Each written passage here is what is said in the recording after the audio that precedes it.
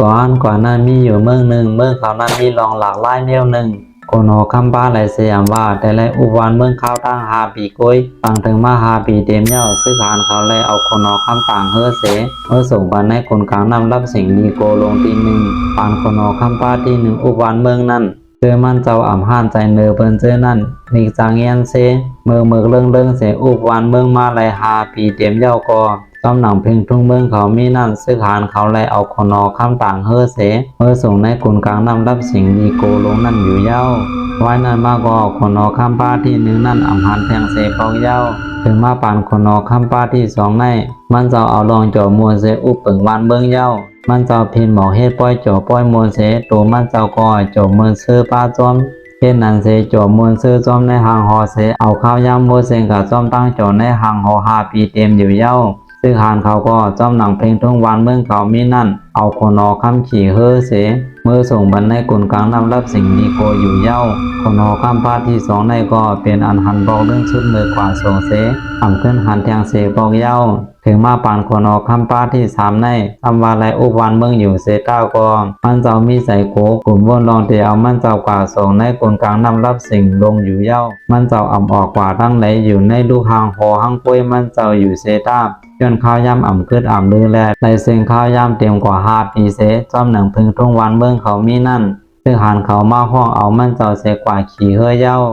มันเจ้าแลหันคุณรับสิ่งดีโกลงนั่นเย้าก็มันเจ้าโกแห้งหนาแลเอาโหใจมันเจ้าคือเสตายกว่าแปดีนั้นกำเดียวเย้าเพี้ยนนันเสวานเมืองอันหลากหลายนั่นต่างมีคนออกข้ามป้าทนสีมาอุบานกินเมืองเย้าคนออกข้ามป้าในเมืองคนออกข้ามต่างป้าเส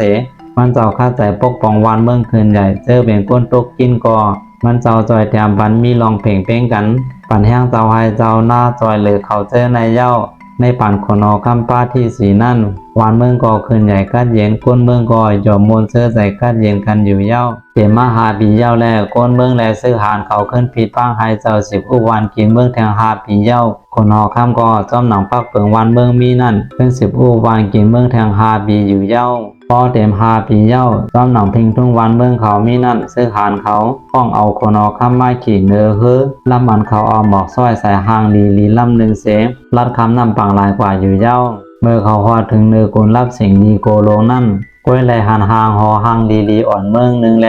เจ้าให้เจ้าหน้าเขาจมซื้อยุ่มใหญ่ไปหาบตอนอยู่เย้าลองเบิ่งเป็นมันแด้ปานคนอคำป้าตอน10 อุวานเมืองอยู่นั่นมันเจ้าตั้งใจซื้อหานเขากว่าเจ้าเล็บเฮียนด้วยเย้าผู้ว่าผลนำเลียนหินพากอลีต้นไม้ใหญ่ไม่ลงก่อนนำแลสายเฮือแรงแดดป้ออ่ำทองถึงไรแลสั่งรับสิ่งดีโกก้วยในเย้าซื้อหานเขาสั่งเมื่อต่างลาดในคนอคำเส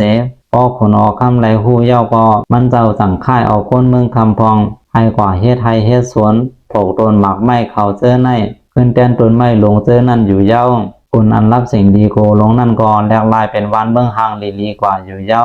คนหอคำนั้นหู้ไว้ว่าเต็นไรทบตั้งอย่าเผื่ออยู่ในเสสังฆาแต่หาลอกไล่ลีแก้ไขปัญหากว่าอยู่เย้าลองอยากเผื่อในคนเฮากูก็เต็นไรทบอยู่ห้างไผห้างมันก้วยหนาเฮาเตหู้ไรว่ามันหยาบแลอันเฮาหู้ว่ามันหยาบก็เตมีก้วยหนาอ้วยก็เฮาเขาทบลองอยากเจิงหือก็เย้าเปิงลงมันเฮาหลวงมอหาลอกไล่ลีเสเกเรกว่าให้ไรก้วยไหนผมเฮาได้สุดดีในยาเสอย่าลืมจอยไลค์จอยเซจอยติดตามไว้ปันพองค่ะเรื่องสุดให้มีตัวใจสองเปิงใกล้เย็นซื้อสาไผมันเสกำค่ะ